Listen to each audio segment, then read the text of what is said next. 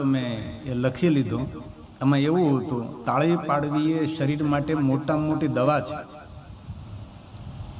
જે માણસ આપણે સનાતની પરંપરામાં તો આપણે કીર્તનની અંદર તાળી આપણા માટે પ્રધાન હોય છે. કોઈ પણ આપણું કીર્તન ભજન એ તાળી વગર ન હોય. કારણ કે ઋષિમુનિઓ પ્રથમથી જાણતા હતા કે તાળી પાડવાથી માણસ માનસિક પ્રફુલ્લિત રહે, શરીરના અનેક પ્રકારના રોગ જાય.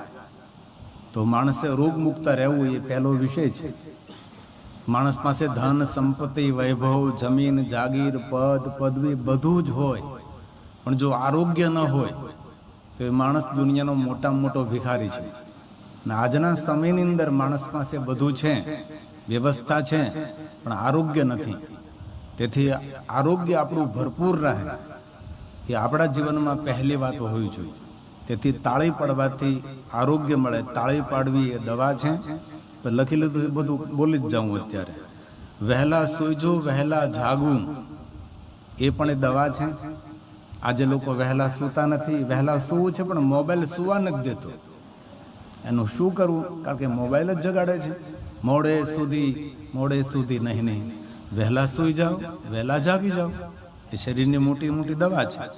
યોગ, પ્રાણાયામ, ધ્યાન અને કસરત એ પણ મોટી દવા છે. દરેક માણસે રોજ યોગ કરવો જોઈએ, પ્રાણાયામ કરવા જોઈએ, ધ્યાન કરવું જોઈએ, કસરત કરવી જોઈએ. હવે તો બહુ સરળતાપૂર્વક તમને સૌને માર્ગદર્શન મળી રહે. થોડાક સવારમાં વહેલા ઊભા થઈ જાય. ઠંડીની મોસમ છે ત્યારે તો યોગ કરવો જ જોઈએ. યોગ કરવાથી આરોગ્ય મળે. શારીરિક અને માનસિક બંને આરોગ્યની આપણે જરૂર હોય છે. એક બહેનનો પતિ બહુ બીડી પીતો હતો, બીજું કાંઈ નહીં પીતો હતો. એટલે બીડી બહુ પીવે.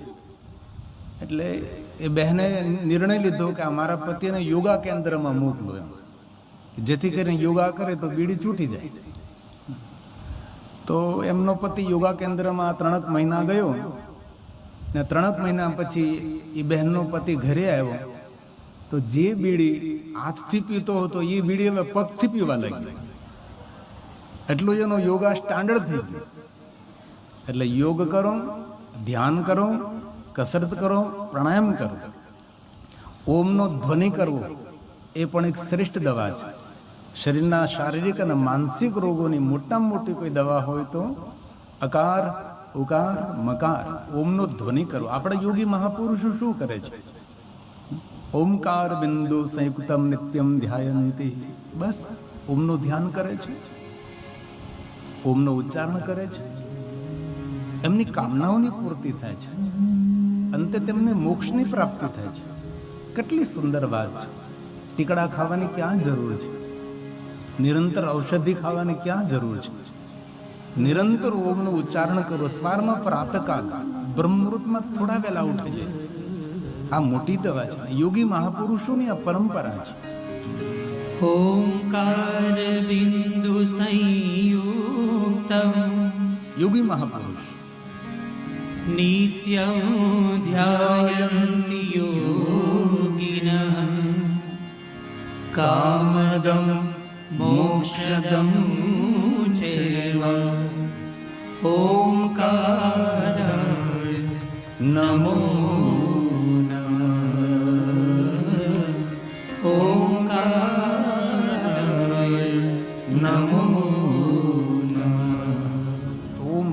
સવારમાં થોડો સમય કાઢીને. હવે ભગવાનને 24 કલાક આપણને આપી છે ને થોડો સમય આપણા આરોગ્ય માટે જો આપણે ન આપી શકીએ તો આપણા જેવા મંદ બુદ્ધિવાળા માણસો કોણ? એટલો પુરુષાર્થ મહેનત કરીને એટલું બધું એકત્ર કર્યું છે અને એ વસ્તુનો ઉપભોગ કરવા માટે આપણી પાસે આરોગ્ય ન હોય તો આ મહેનત કરી શા માટે? તેથી આરોગ્ય માટે માણસે સક્રિય રહેવું જોઈએ. આરોગ્ય માટે માણસે સાવધાન રહેવું જોઈએ. તો ઓમનો ધ્વનિ કરવું.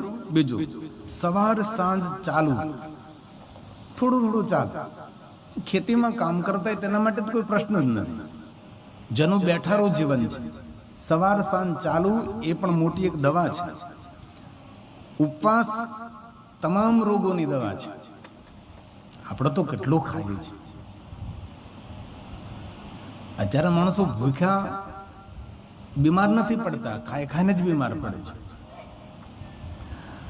તો સવાર સાંજ ચાલુ એ પણ દવા છે, ઉપવાસ કરવો એ તમામ રોગોની દવા છે, અને સૂર્યપ્રકાશ લેવો એ મોટામાં મોટી દવા છે.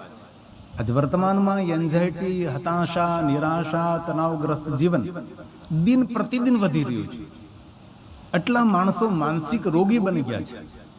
એ માનસિક રોગોમાંથી મુક્ત થવા માટે, શારીરિક રોગોમાંથી મુક્ત થવા માટે, અનિંદ્રાના રોગમાંથી છૂટવા માટે શ્રેષ્ઠમાં શ્રેષ્ઠ કોઈ ઉપાય હોય તો સૂર્યપ્રકાશ છે. જે સૂર્યનારાયણની વંદના કરે છે તેની નિર્ધનતા, તેની દરિદ્રતા પણ જતી રહે. સૂર્યનારાયણ આપણા માટે પ્રત્યક્ષ દેવતા છે. તેથી રોજ સવારમાં 20 મિનિટ, અડધો કલાક, કલાક કોટન વસ્ત્ર પહેરીને વધારેમાં વધારે શરીરને સૂર્યપ્રકાશ સ્પર્શ કરે એવી રીતે માણસે સૂર્યપ્રકાશ લેવો જોઈએ. એ પણ મોટી દવા છે.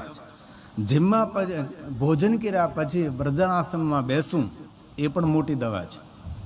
ભોજન કરી લઈએ એટલે થોડી વાર માટે 10 મિનિટ, 5 મિનિટ માણસો બેસી શકતા નહીં. લોઠી વાળીને બેસી શકતો નથી. એ વજ્રાસનમાં શું બેસવાનું હતું? પણ જો પ્રેક્ટિસ કરીએ તો આપણું આરોગ્ય વધે. તેથી એ પણ એક દવા છે. ભોજન કર્યા પછી થોડી મિનિટો માટે 3 મિનિટ, 4 મિનિટ, 5 મિનિટ, 10 મિનિટ જેટલું બેસી શકતા હોય તેટલું વજ્રાસનમાં બેસવું એ પણ એક શરીરની મોટી દવા છે. ચાવી ચાવીને ભોજન કરવું, આ તો ધબા ધબ ધબા ધબ. જ્યારે ગુણમાં આપણે કઈ સામાન ન ભરતા હોય એમ માણસ ભોજન, એમ નહીં. બેઠા બેઠા ભોજન કરો, ઉભા ઉભા ભોજન નહીં.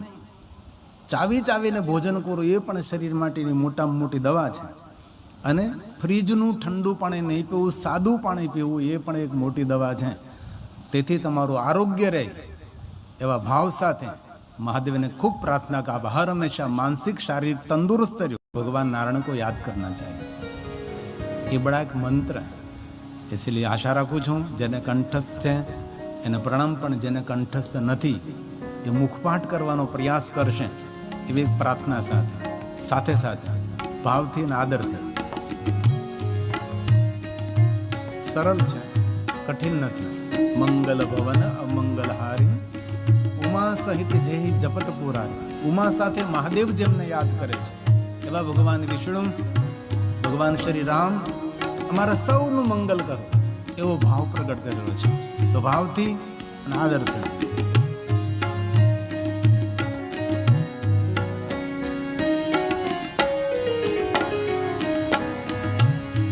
મંગલ ભવન અમંગલહારી ઉમા સહિત જે જપત પુરારી. મંગલ ભવન અમંગલહારી ઉમા સહિત જે જપત પુરારી. હજી આશા રાખું છું. થોડો બહેનોનો અવાજ આવે છે, પણ અમારા ભાઈઓએ આજ સોમવારનું મૌન ધારણ કરેલું છે. અને આજે સોમવાર છે, કેટલા ભાગ્યવાન છીએ આપણે. શિવજીનો વાર છે, સોમવાર છે, અને એમાંય પાછી આજે મોક્ષદાય એકાદશી છે, અને એમાંય પાછું વધારે આજે ગીતા જયંતિ પણ છે. આજે ભગવાન દ્વારકાધીશ ભગવાન કૃષ્ણજી શ્રીમદ ભગવદ્ ગીતાનું ગાયન કર્યું હતું. આજનો દિવસ બહુ જ મંગલમય છે. તેથી રોજ શ્રીમદ ભગવદ્ ગીતાનું પાઠ કરવો જોઈએ, પારણ કરવો જોઈએ. ભગવાને જીવન જીવવા માટે કેટલી જડીબુટ્ટી તેમાં આપે છે.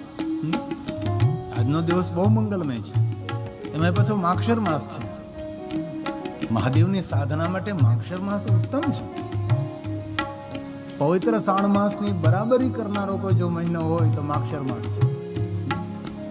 માક્ષર માસ કોઈ સામાન્ય માસ નથી. માક્ષર છઠ હેમંત ઋતુ સવંત 160 જાણ. આ મહિનાનો કેટલો મહિમા છે. અનેક એવા મહાદેવના ભક્તો હોય જે માક્ષર માસની અંદર વિશેષ પ્રકારે તીર્થમાં નિવાસ કરે અને એક મહિનામાં પંચાક્ષર મંત્રનો 5 લાખ જાપ કરે. એ આ માક્ષર માસ છે. મહાદેવનો વાલામાલો મહિનો એ માગશર માસ. અયોધ્યાદાસ माघ सर छठ हेमंत ऋतु संवंत 64 जा स्तुति चालीसा शिव ही पूर्ण कीन कल्याण पूर्ण कीन અને બીજી વાત, 100 મહાશિવરાત્રિ સમાન પુણ્ય આપનાર, દુનિયાના બધા જ વ્રતો કરો એ સર્વ વ્રતોનું ફળ આપનારી મહાશિવરાત્રિ. મહાશિવરાત્રિ સમાન કોઈ રાત્રિ નહીં. માણસ અલગ અલગ અલગ અલગ વ્રતો એક પણ ન કરે, પણ મહાશિવરાત્રિનું જો વ્રત કરે તો દુનિયાના દરેક વ્રતો કરવાનું પુણ્ય પ્રાપ્ત થાય. શિવરાત્રિ સમ નાસ્તિ, शिवरात्रि समं नास्ति ભગવાન વ્યાસ બોલ્યા છે. व्रतानामुत्तमं व्रतम् ज्ञानतो अज्ञानतो वापि कृत्वा मोक्षं वाप्नुयात् कृत्वा मोक्षं वाप्नुयात्. એ માગશર માસ, એ મહાશિવરાત્રિ.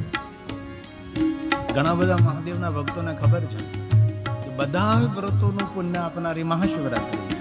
મહાશિવરાત્રિ જે પુણ્ય આપે એવું પુણ્ય કોઈ આપી ન શકે, પણ 100 મહાશિવરાત્રિનું પુણ્ય આપનારો સમય આદ્ર નક્ષત્ર માગશર માસ, જેને જ્યોતિ પર્વ કહેવાય છે. જે દિવસે ભગવાન સ્વયં મહાદેવજી બ્રહ્મા વિષ્ણુની સામે જ્યોતિ સ્વરૂપે પ્રગટ થયા, એ દિવસ આપણી કથામાં આવી રહ્યો છે. અને 6 ડિસેમ્બર છે. આજે 1 ડિસેમ્બર, કાલ 2 ડિસેમ્બર, કથાના 6થા દિવસે આદ્રા નક્ષત્ર માગશર માસ છે.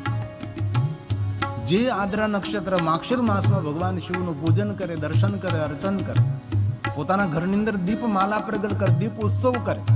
જેવી રીતે દિવાળીમાં આપણે દીવાઓ પ્રગટ કરીએ એવી રીતે આદ્રા નક્ષત્ર માગશર માસ એ જ્યોતિ પર્વ છે. કે આપણા મધ્ય ભારત, એ ગુજરાત, ઉત્તર ભારતમાં એ લોકોને ભાગ્યે જ કોઈ લોકોને જાણ છે, પરંતુ પૂરું દક્ષિણ ભારત 5 દિવસ માટે એ પર્વને ઉજવે છે. આંગણામાં દીપ પ્રજ્વલિત કરે, ઘરમાં દીપમાલાઓ પ્રજ્વલિત કરે.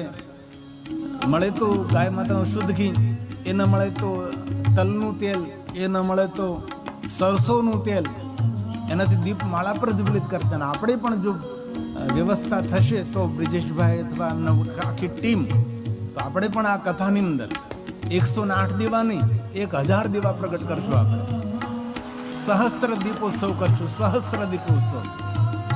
કારણ કે આદ્ર નક્ષત્ર માગશર માસ એ 100 મહાશિવરાત્રિ સમાન ફળ આપનારું છે. તમારા ઘરની અંદર પણ દીપમાલા પ્રજ્વલિત કરજો, પાર્થેશ્વર મહાદેવનું પૂજન કરજો, આસપાસમાં કોઈ શિવાલય હોય તો દર્શન કરવા જજો. આપણે આ કથા એક મહત્વના સમયમાં આવી છે.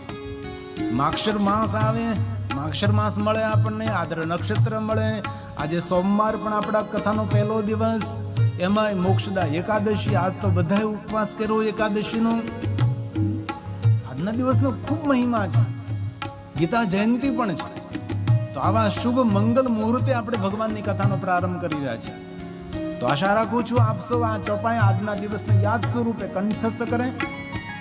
કથા સાંભળ્યા પછી થોડું કંઠસ્થ કરીએ, થોડું યાદ રાખીએ આપણે. અને થોડું યાદ રાખવાથી જીવનમાં ઘણું બધું મેળવી શકીએ છીએ આપણે. તો ભાવથી, આદરથી જેટલો અવાજ બહેનોનો આવે એટલો જ અવાજ મારા ભાઈઓનો આવે. ભલે આપણી સંખ્યા ઓછી હોય, પણ આપણા જેવો જાડો અવાજ કોનો હોય? તેથી ભાવથી અને આદરથી મંગલ ભવન.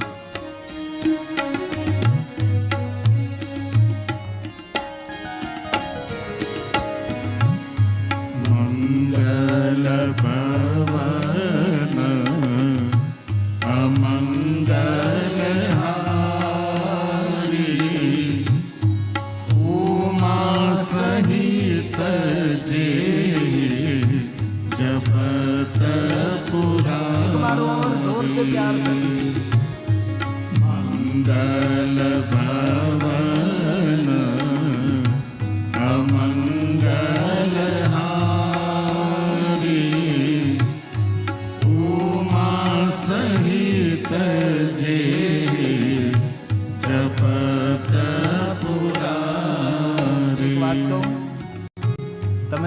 મૂક્યો હોય, પણ હું કહું એટલો બધો સાઉન્ડનો અહીંયા સુંદર અવાજ આવે તો પણ આપનો સુંદર અવાજ અહીંયા સુધી પહોંચી રહ્યો છે, એ બદલ આપ સૌને મારા હૃદયથી પ્રણામ. બસ આવી જ રીતે ગાતા રહો, બોલતા રહો. હસતે ગાતે જહાં સે તું ચલ. બસ જીવન જીવવા માટે છે, જીવન આનંદ માટે છે. ચિદાનંદ રૂપમ શિવોહમ શિવોહમ. જીવનને માણીએ, જીવનને જાણીએ. ચિંતા કરી કરીને જીવન વ્યતીત ન થઈ જાય તેની ખૂબ કાળજી રાખો. ચિંતન અને ચિંતામાં કેટલો ફરક. હવે હું શું કરીશ એને ચિંતા કહેવાય. હવે હું કાંઈક તો કરીશ જ એને ચિંતન કહેવાય. કોઈ વસ્તુ આપણે ચારે બાજુથી ઘેરી લીધા છે, તેના માટે અંદરથી એક ચિંતા થવા લાગે, હવે હું શું કરીશ. નહીં, હવે હું કાંઈક તો કરીશ જ. તેથી આપણે ચિંતા નથી કરવાની, જીવનના પ્રબલોનું ચિંતન કરવાનું છે. અને દરેક માણસના જીવનમાં કોઈ ના કોઈ તો પ્રોબ્લેમ રહેવાના જ.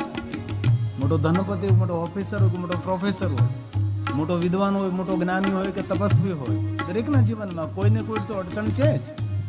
ભલે કહે નહીં, જાહેર ન કરે, પણ કાંઈ ને કાંઈ તો તકલીફો રહેલી જ છે. કા માનસિક તકલીફ છે, શારીરિક તકલીફો છે, કોઈને કોઈ તો દરેકના જીવનમાં વણાયેલું છે, ગુથાયેલું છે, રહેલું છે. એમાંથી માણસે કેવી રીતે બહાર નીકળવું તે છે ચિંતનનો વિષય. તો આइए ભગવાન નારાયણ को याद करे भाव से और आदर के साथ. નમો નારાયણ नारायण उनके साथ में ओम नमो નારાયણ नारायण ओम नमो नारायण नारायण ओम नमो नारायण नारायण ओम नमो नारायण नारायण ओम नमो नारायण नारायण ओम नमो नारायण नारायण ओम नमो नारायण नारायण ओम नमो नारायण नारायण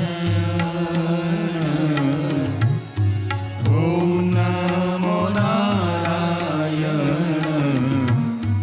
नारायण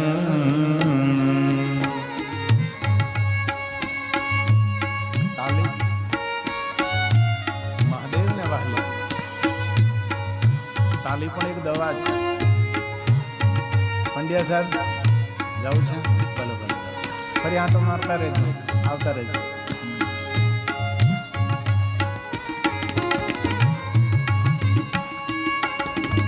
શાબાશ. તાલી પાડવાથી સ્ફૂર્તિમાં, આરોગ્યમાં, પ્રસન્નતામાં, તાલમાં તાળી પાડવા.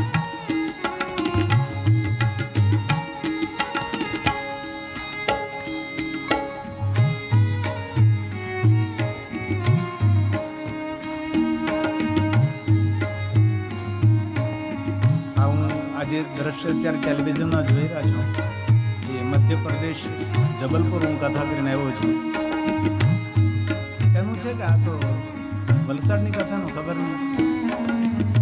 વલસાડ મુહૂર્ત લેવા આવ્યા ત્યારે કથાનું. અચ્છા, ભગવાન મહાદેવની કથાનું મુહૂર્ત લેવા આવ્યા જયેશભાઈ પટેલ ત્યારનો છે. ક્યાં ગામ આવ્યા હતા?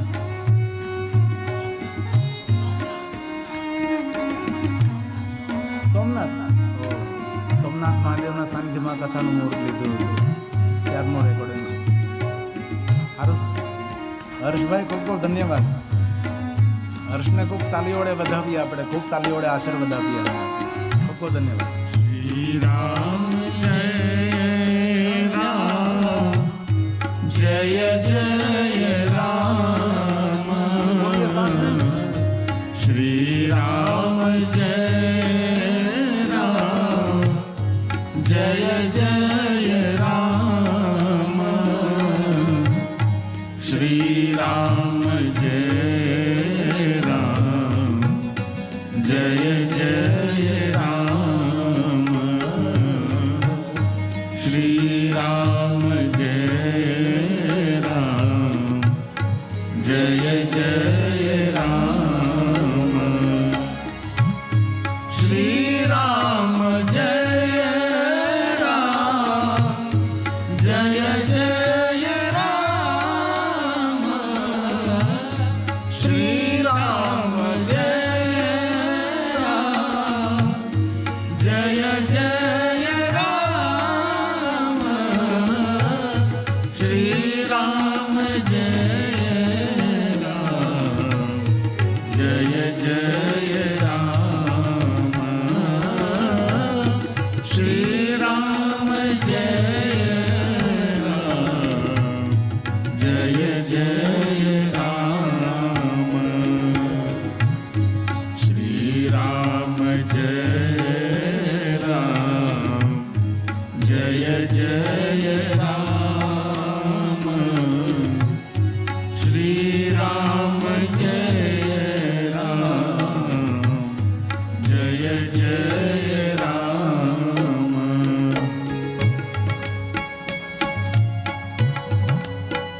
હે મહાદેવ, હે મહાદેવ.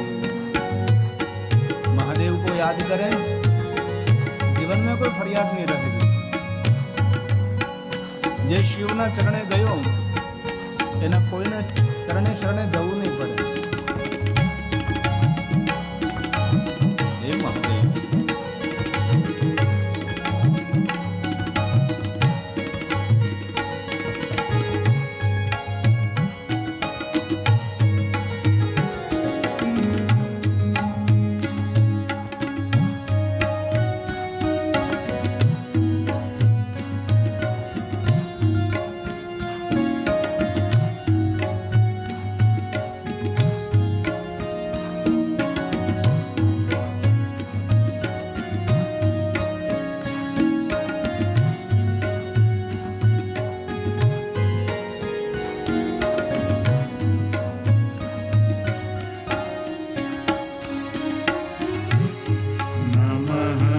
शिवाय नमः शिवाय બોલો બોલો. नमः शिवाय नमः शिवाय नमः शिवाय नमः शिवाय नमः शिवाय नमः शिवाय नमः शिवाय नमः शिवाय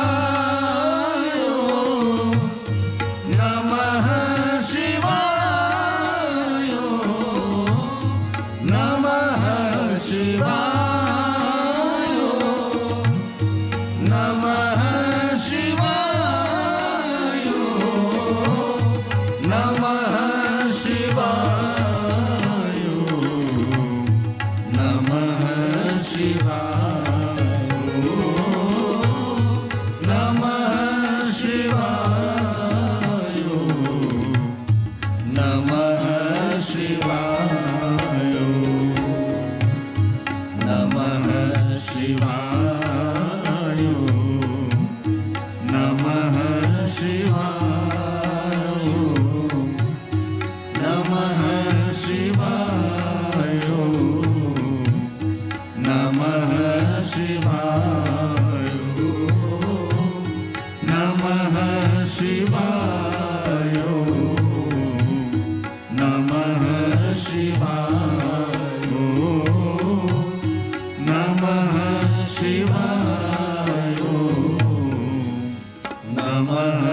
શિવાય.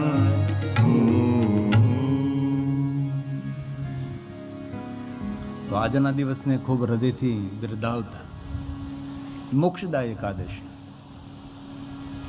પિતૃને મોક્ષ આપવા માટેની એકાદશી એ માક્ષર માસની શુક્લ પક્ષની એકાદશી. આજના દિવસે ઉપવાસ કરવો જોઈએ. તમે સૌ નહીં કરતા એવી પ્રાર્થના. નકર જયેશભાઈ મને ઠપકો આપશે. તેથી આપણે સૌએ પ્રસાદ લેવાનો છે. એકાદશી કરવી જોઈએ.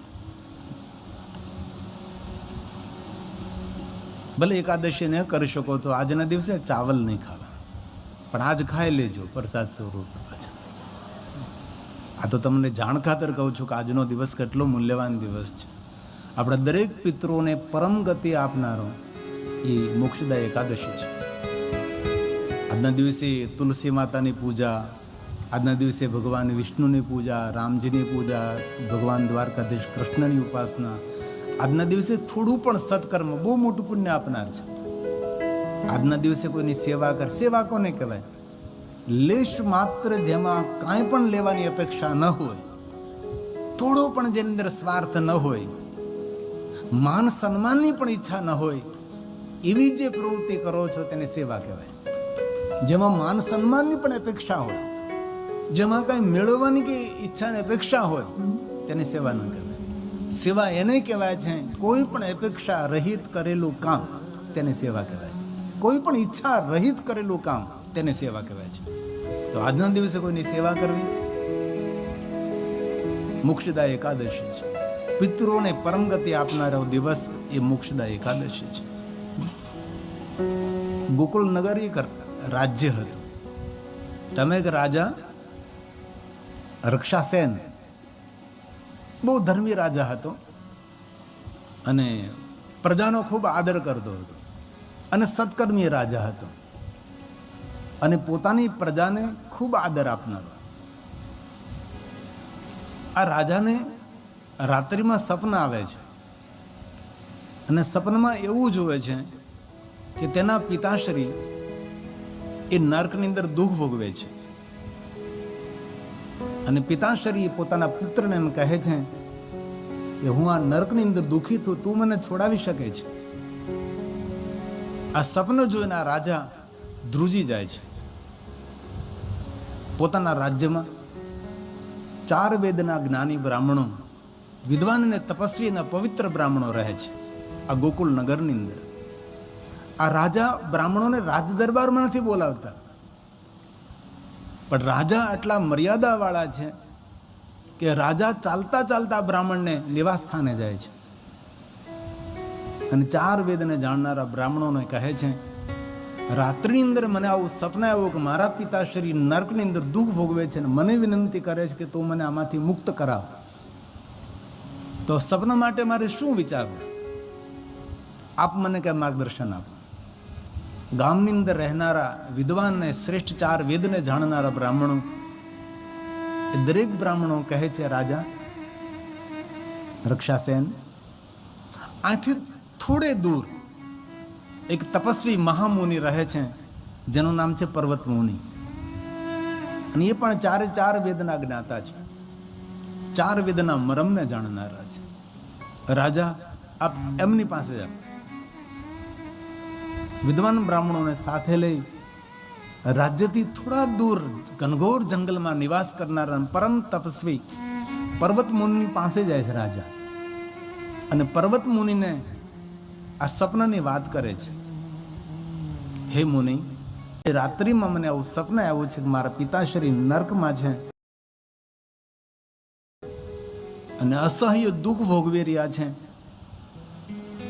અને મને વિનંતી કરી રહ્યા છે કે મને આ નર્કમાંથી તું બહાર કાઢ. તો હે પર્વત મુનિ, મને કઈ તમે માર્ગદર્શન કરો, હું શું કરું તો મારા પિતૃ અને મારા પિતાશ્રી નર્કમાંથી મુક્ત બને.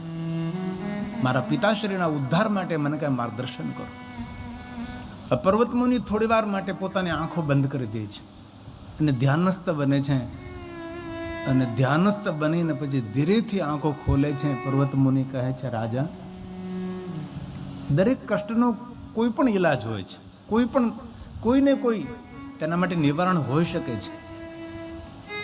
રાજા હાથ જોડીને કહે છે, હે પર્વત મુનિ, તમારા પિતાજીની પરમ ગતિ માટે મને કંઈ માર્ગદર્શન કરો, હું શું કરી શકું? પર્વત મુનિ કહે છે, રાજા રક્ષાસેન, હમણાં થોડા સમય બાદ હજી આ કાર્તક ચાલી રહ્યો છે અને માક્ષર માસ આવશે, અને જ્યારે માક્ષર માસ આવે ને શુક્લ પક્ષની જે એકાદશી પડે, એકાદશીને મોક્ષદા એકાદશી કહેવાય છે, ને તે દિવસે વિશેષ કરીને તમે ઉપવાસ કરજો, તુલસીની પરિક્રમા કરજો, તુલસીને દીપ અર્પણ કરજો, પ્રણામ કરજો, અને ભગવાન વિષ્ણુનું વિશેષ પ્રકારે પૂજન કરજો, અને માતા લક્ષ્મીનું આરાધન કરજો. અને મોક્ષદા એકાદશીના દિવસે જેટલું થાય તેટલું સત્કાર્ય કરજો, ગાય માતાની સેવા કરજો, કોઈ દુખિયા હોય, જરૂરિયાત હોય તેને મદદ કરજો, કોઈ માનસિક રોગી હોય તેને ખૂબ સહાય કરજો, અને કોઈને કોઈ પૂરો દિવસ તમારું સત્કર્મ વીતે એવું કરજો. અને મોક્ષદા એકાદશીનું વ્રત કરી અને બીજે દિવસે બ્રાહ્મણોને આમંત્રિત કરીને જે તમે મોક્ષદા એકાદશી કરી છે એનો સંપૂર્ણ પુણ્ય તમે બ્રાહ્મણોના માધ્યમથી સંકલ્પ કરીને આપના પિતાજીને અર્પણ કરજો. કારણ કે આપના પિતાજીએ એના જન્મની અંદર બહુ મોટું પાપ કર્યું છે. તે રાજા પૂછવા લાગે છે કે હે પર્વત મુનિ, મારા પિતાથી કેવું પ્રાપ્ત થયું છે?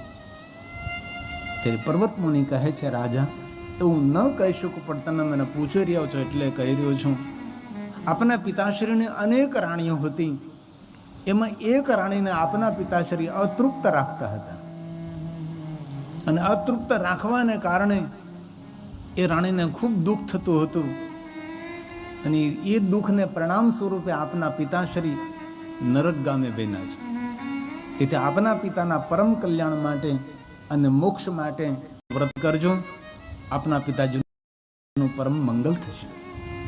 અને રાજા પર્વત મુનિના કહેવાથી માક્ષર મહિનાની રાહ જોવે છે, અને માક્ષર મહિનાની શુક્લ પક્ષની એકાદશી જ્યારે પડે છે ત્યારે આ રાજા બહુ જ પ્રેમપૂર્વક બ્રાહ્મણોની સાક્ષીએ જે કહ્યું તે પ્રમાણે આ મોક્ષદા એકાદશીનું વ્રત કરે છે. અને સંપૂર્ણ વ્રત કર્યા બાદ બીજે દિવસે સંકલ્પ કરી અને પારણા કરે છે, બ્રાહ્મણોને ખૂબ રાજી કરે છે અને ખૂબ સેવા કરે છે, અને મોક્ષદા એકાદશીનું પુણ્ય તેમના પિતાશ્રીને અર્પણ કરે છે, અને રાજાના પિતાશ્રી પરમ ગતિને પ્રાપ્ત થાય છે. આજના દિવસની આ કથા હતી મોક્ષદા એકાદશી. તેથી ધન્ય એકાદશી, ધન્ય એકાદશી, એકાદશી કરીએ તો વૈકુંઠ પામીએ. ધન્ય એકાદશી, એકાદશી કરીએ તો વૈકુંઠ પામીએ. એ મારે એકાદશીનું વ્રત કરવું છે, મારે એકાદશીનું વ્રત કરવું છે, ધ્યાન હરિનું ધરવું છે, મારે ધ્યાન હરિનું ધરવું છે, મારે વૈકુંઠમાં જઈ ધરવું છે, મારે વૈકુંઠમાં જઈ ફરવું છે. એકાદશી, એકાદશી કરીએ તો વૈકુંઠ પામીએ. ધન એકાદશી, એકાદશી કરીએ તો વૈકુંઠ પામીએ. જે આજે એકાદશીનું વ્રત કર્યું છે તે સૌને મારા પ્રણામ. અને જેને નથી કર્યું એને એકાદશીનું મહાત્મ્ય શ્રવણ કરવાથી એકાદશી કરવાનું પુણ્ય પ્રાપ્ત થાય. કેટલું સારું કહેવાય. વ્રત ન કરીએ ને તેનો મહિમા સાંભળી લઈએ તો પણ એકાદશીના વ્રત કરવાનું ફળ પ્રાપ્ત થાય. ધન એકાદશી.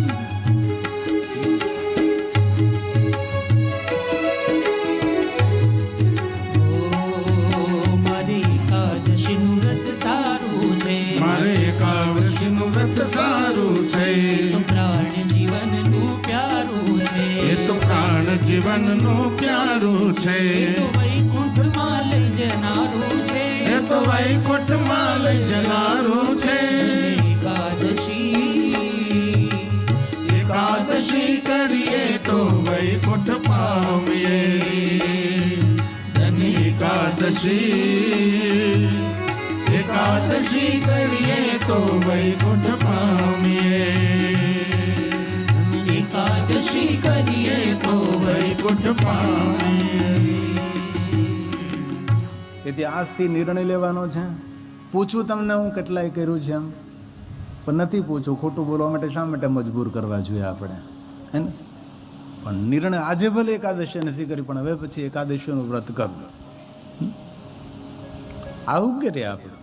પણ પછી ડાયાબિટીસવાળા હોય, શરીરથી જે રોગિષ્ઠ હોય, એને એકાદશીનું વ્રત નહીં કરવું. કારણ કહ્યું પણ છે, શરીરથી જે રોગી હોય, માનસિક રોગી હોય, જે ભૂખ્યા રહી શકતા ન હોય, જે બીમાર હોય, અતિથિ હોય, યાત્રિક હોય, પછી ઘણું બધું બાળકો હોય, એવા અનેક લોકોએ વ્રત ન કરવું તેને દોષ ન લાગે. પણ જે સશક્ત છે, બધું જ અનુકૂળ છે ને બરાબર છે, એને એકાદશીનું વ્રત કરવું જોઈએ.